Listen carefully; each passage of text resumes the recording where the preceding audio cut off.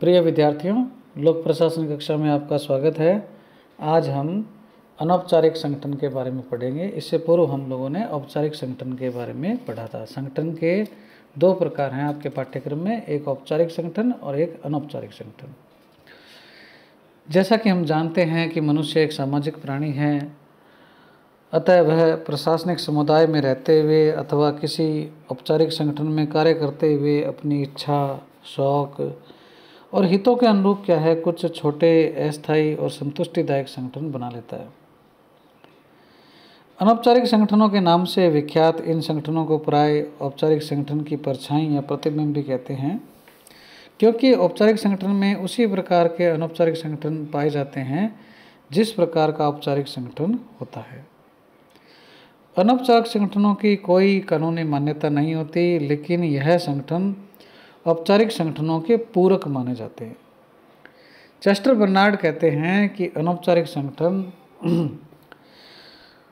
व्यक्तिगत संपर्कों, परस्पर क्रियाओं तथा लोगों के सामूहिक संघों का समूह है। इन संगठनों में व्यक्तिगत तथा मानवीय भावनाएं महत्वपूर्ण होती है। किसी भी औपचारिक संगठन में कार्यरत व्यक्ति अपनी रुचियों, इच्छाओं, समस्याओं, जिज्ञासाओं तथा भावनाओं के अनुरूप एक समूह बना लेते हैं। जैसे दोपहर में एक स्थान पर बैठकर खाना खाने वाले कार्मिक, संध्या के समय एक स्थान पर खेलने वाले कार्मिक, एक ही बस में, ट्रेन में यात्रा करने वाले साथी, एक ही कक्षा में बैठने वाले विद्यार्थी, एक जैसा स्किल या गुणों से युक्त व्यक्ति या एक ही कक्ष में बैठने वाले कर्मचारी अपना एक अनौपचारिक संगठन बना लेते हैं, जो उनकी सामूहिक भावनाओं तथा परस्पर संबंधों का पर्याय होता है। स्पष्ट है कि औपचारिक संगठन किसी ढांचे, कानून या नियम पर आधारित नहीं होते, बल्कि वे परिस्थितिवश बने मानव संबंधों पर आधारित होते हैं। कीथ डेविस कहते हैं कि यह व्यक्तिगत एवं सामाजिक संबंधों का ऐसा जाल है जिसे स्थापित करने के लिए किसी औपचारिक संगठन की आवश्यकता नहीं पड़ती है।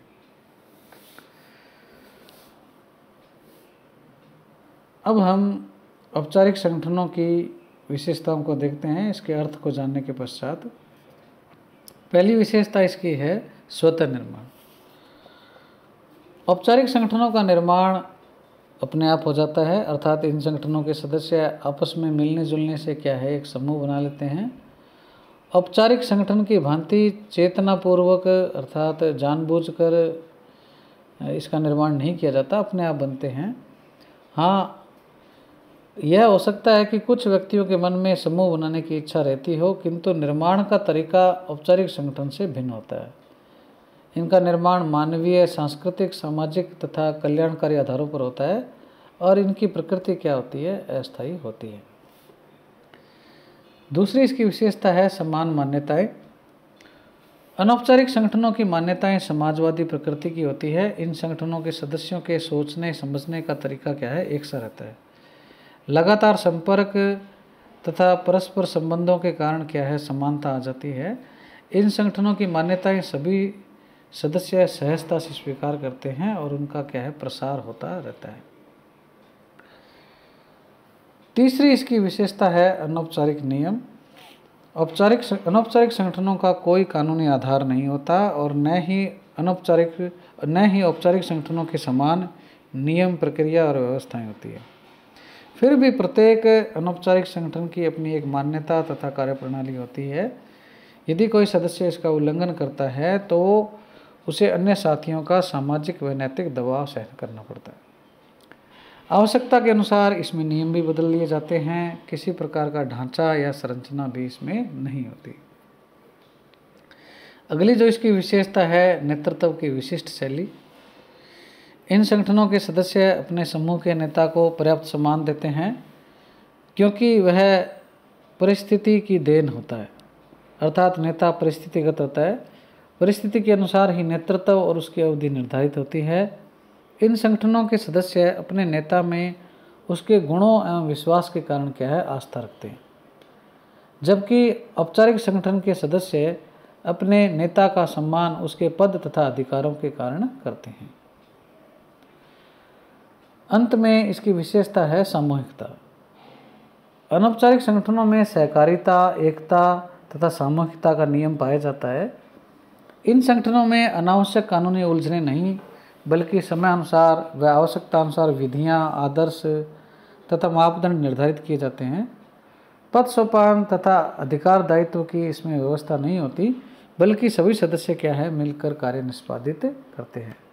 तो इस प्रकार से स्वतः निर्माण, समान मान्यताएं, अनौपचारिक नियम, नेतृत्व की विशिष्ट शैली और सामूहिकता, ये अनौपचारिक संगठन की विशेषताएं हैं। सॉरी, यहाँ टाइपिंग मिस्टेक है।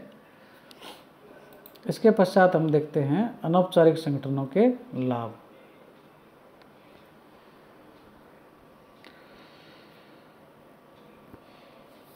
अनौपचारिक संगठन मनोरंजन, विचार विमर्श और तनाव मुक्ति के साधन होते हैं।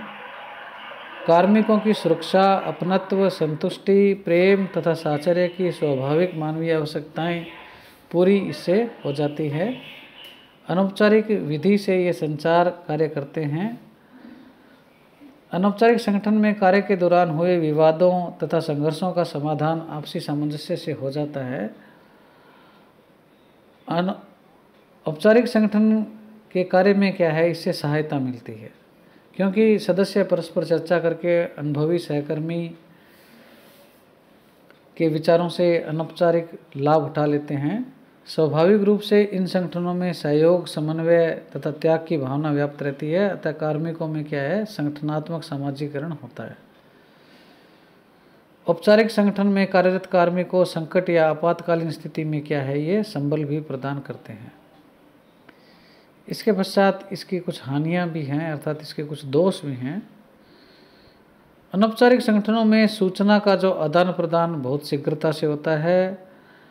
यह प्रक्रिया रचनात्मक होते हुए भी कभी कभी गलत, अधूरी या भ्रामक सूचनाओं के आधार पर अफवाहों को क्या है जन्म देती है, और वो कभी कभी औपचारिक संगठन के लिए जिसमें ये अनौपचारिक संगठन बनते हैं उनके लिए घातक हो जाती है।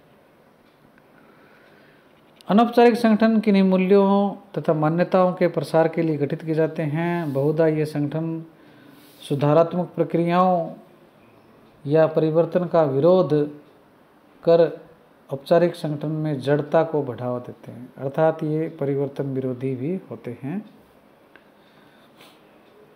ये संगठन अस्थायी और अल्पायु होते हैं, अर्थात कुछ अनौपचारिक संगठन अच्छे प्रभावी होते हुए भी पूरा योगदान नहीं दे पाते हैं। ये भी इसकी एक समस्या या दोष है। कई बार किसी विषय पर औपचारिक व अनौपचारिक संगठनों में मतभेद हो जाने पर अनावश्यक रूप से कार्मिकों के मध्य मनमुटाव भी बढ़ जाता है। भारत में जाति, भाषा, लिंग, आयु, रुचियों तथा दुराग्रह के आधार पर बने अनौपचारिक संगठन कई बारी विनाशकारी भी सिद्ध हुए हैं। तो इस प्रकार से अनौपचारिक संगठन की कुछ हानियां भी है। इसके पश्चात हम औपचारिक और अनौपचारिक संगठन के अंतर के बारे में थोड़ा देख लेते हैं।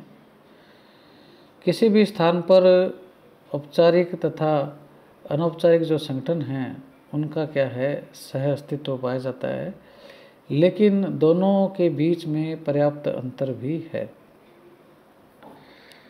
पहला जो अंतर है वो है कि औपचारिक संगठन जो है उनका निर्माण चेतनापूर्वक प्राधिकृत अधिकारियों द्वारा किया जाता है, जबकि अनौपचारिक संगठन जो हैं वो स्वतः मानवीय संबंधों द्वारा निर्मित होते हैं। औपचारिक संगठन का आकार प्राय बड़ा होता है, जबकि अनौपचारिक संगठन का आकार क्या है, छोटा होता है। औपचारिक संगठन का उद्देश्य विस्तृत यानी विशाल लक्ष्यों तथा जटिल कार्यों की पूर्ति के लिए होता है, अर्थात इनका निर्माण जो है इन उद्देश्यों की प्राप्ति के लिए किया जाता है। जबकि अनौपचारिक संगठन जो हैं उनके निर्माण का जो उद्देश्य है वो सदस्यों की सामान्य मानवीय आवश्यकताओं की पूर्ति करना है। औपचारिक संगठन क्या है, दीर्घकालीन होते हैं, स्थायी होते हैं, जबकि ये अल्पायु और अस्थायी होते हैं।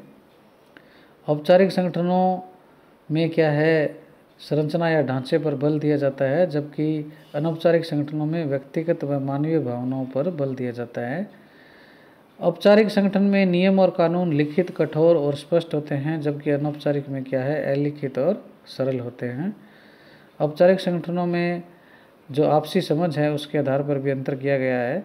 औपचारिक संगठन सभी सदस्यों की अपनी अपनी राय और कार्यप्रणाली पर काम करते हैं, जबकि अनौपचारिक संगठनों में आवश्यकता अनुसार सभी सदस्यों की आपसी समस्या काम लिया जाता है। इसमें क्या है, ऐसा नहीं होता। औपचारिक संगठनों में नेतृत्व जो हैं पद, अधिकार तथा औपचारिकता से युक्त होता है, जबकि अनौपचारिक संगठन में नेतृत्व योग्यता, आस्था तथा परिस्थिति से युक्त होता है। औपचारिक संगठन का अस्तित्व कानूनी प्रकृति का होता है, जबकि ये क्या है, अनौपचारिक संगठन गैर कानूनी होता है और पूर्णतया सामाजिक होता है। औपचारिक संगठनों में मानवीय तत्व की उपेक्षा होती है, जबकि इसमें ये पूर्ण सुरक्षित और प्रोत्साहित रहता है। औपचारिक संगठनों की सदस्यता औपचारिक तथा इच्छा विहीन होती है, जबकि ये क्या है, स्वैच्छिक होता है। औपचारिक संगठनों में जो संबंध हैं व्यक्तियों के बीच में वो नहीं होते, अर्थात निर्व्यक्तिक होता है, जबकि इसमें क्या है, व्यक्तिगत संबंध होते हैं और अपनत्व से भरा होता है। औपचारिक संगठन में सत्ता का प्रवाह अधोगामी अर्थात ऊपर से नीचे होता है, उच्चाधिकारियों से निम्न कर्मचारियों की ओर होता है, जबकि इसमें क्या है, ऊर्ध्वगामी होता है या समतल होता है। तो इस प्रकार से क्या है, औपचारिक और अनौपचारिक संगठन के बीच में ये अंतर है।